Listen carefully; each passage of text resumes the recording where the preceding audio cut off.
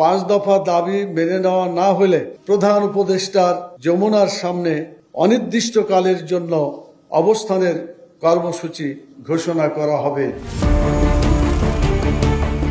জুলাই জাতীয় সনদ বাস্তবায়ন আদেশ জারি ও গণভোটের দাবিতে ফের উত্তাল হচ্ছে রাজপথ। সনদ বাস্তবায়ন এবং ওই আদেশের ওপর গণভোট আয়োজন করা সহ 5 দাবিতে চূড়ান্ত কর্মসূচির পথে জামায়াতে ইসলামী সহ 8 দল।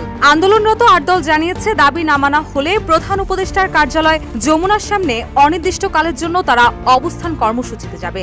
12 নভেম্বর মগবাজারের আলফালা মিলনায়তনে আয়োজিত এক যৌথ সংবাদ সম্মেলনে 8 দলের পক্ষ থেকে নতুন কর্মসূচি ঘোষণা করে এ হুঁশিয়ারি দেন জামায়াতের নায়েবে আমির অধ্যাপক মুজিবুর রহমান।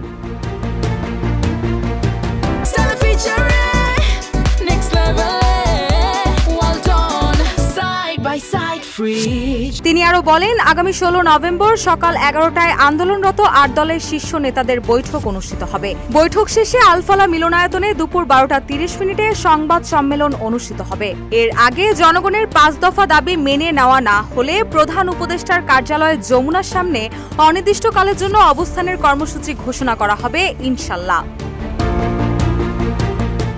মুজিবুর রহমান বলেন, 13 নভেম্বর ফ্যাসিবাদী শক্তির নাশকতা ও অপতৎপরতা প্রতিরোধে 8 দলের নেতারা সর্বস্তরের জনশক্তি সহ দেশব্যাপী রাজপথে অবস্থান করবেন। 14 নভেম্বর জুলাই জাতীয় সনদ বাস্তবায়ন আদেশ জারি ও জাতীয় নির্বাচনের পূর্বে গণভোট আয়োজন সহ 5 দফা দাবিতে দেশব্যাপী জেলা ও মহানগরের মধ্যে বিক্ষোভ মিছিল অনুষ্ঠিত হবে।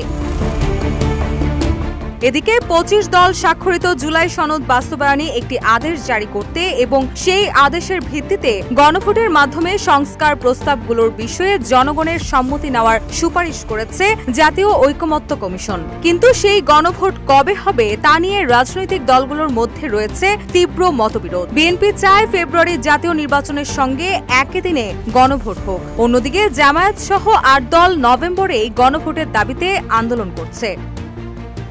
রুশা সুর, নিউজ ডেস্ক, ইত্তেফাক।